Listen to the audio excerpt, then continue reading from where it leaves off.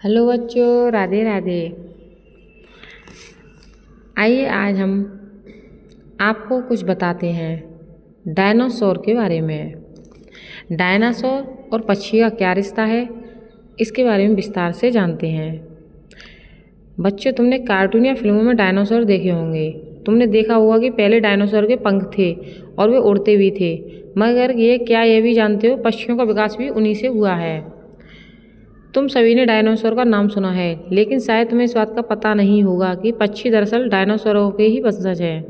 मई 2018 में अमेरिका के current biology पत्रिका में प्रकाशित शोध के अनुसार कैम्ब्रिज विश्वविद्यालय लंदन में कशेर की जीवाश्म विज्ञान के प्रोफेसर डैनियल फील्ड, केन डायल मोंटाना विश्वविद्यालय के जैविक विज्ञान विभाग में प्रोफेसर एम रिटेस, येल विश्वविद्यालय अमेरिका के पृथ्वी और ग्रही विज्ञान विभाग में एसोसिएट प्रोफेसर भरत अंजन बुल्लर और न्यूयॉर्क में स्थित American museum of natural history में क्यूरेटर और जीवाश्म विज्ञान विभाग के अध्यक्ष मार्क नोरेल का मानना है कि पक्षियों का विकास लगभग 16 करोड़ वर्ष पूर्व डायनासोरों से हुआ था। यही नहीं, पक्षी और डायनासोर लगभग 10 करोड़ वर्षों तक एक ही समय में पृथ्वी के साथ साथ रहे।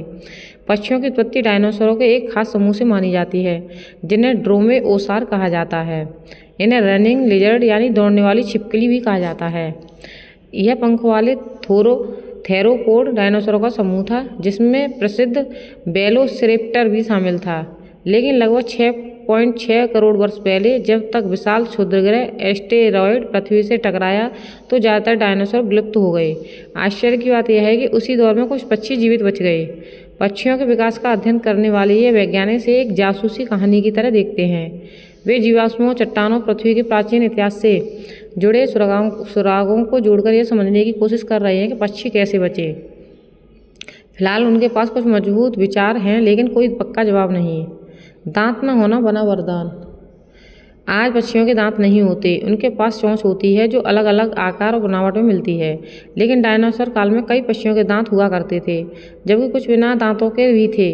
दिलचस्प बात यह है कि क्षुद्रग्रह के टकराने के बाद दांतों वाले सभी पक्षी विलुप्त हो गए, जबकि दांत रहित कई पक्षी जीवित रह गए। कुछ वैज्ञानिकों मानते हैं कि दांत न होना ही इनके बचने की एक बड़ी वजह हो सकती है। शुरुआती दांत रहित पक्षियों के जीवाश्म बताते हैं कि वे अधिकतर पौधों पर आधारित भोजन करते थे, जैसे बीज, मेवे और फल। इसका मतलब यह है कि वे दूसरे जानवरों का कम निर्भर थे, जबकि दांतों वाले पक्षी अधिकतर मांसाहारी थे। बिगड़ गई खाद्य श्रृंखला। जब क्षुद्रग्रह पृथ्वी से टकराया तो तुरंत ही भीषण सुनामी और भूकंप आए। आसपास के जंगलों में भीषण आग लग गई।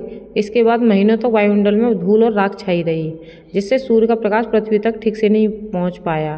पौधे का विकास रुक गया और पूरी खाद्य श्रृंखला बिगड़ गई। पौधों पर निर्भर कई जीव मर गए और उनके साथ साथ उन्हें खाने वाले जानवर भी संकट में आ गए। ऐसे में भोजन ढूंढना किसी भी पक्षी के लिए बेहद कठिन हो गया। लेकिन जो पक्षी जमीन को रेतकर मिट्टी में दबे बीज या मेवे खोज सकते थे, उनके लिए जीवित रहना अपेक्षाकृत आसान था।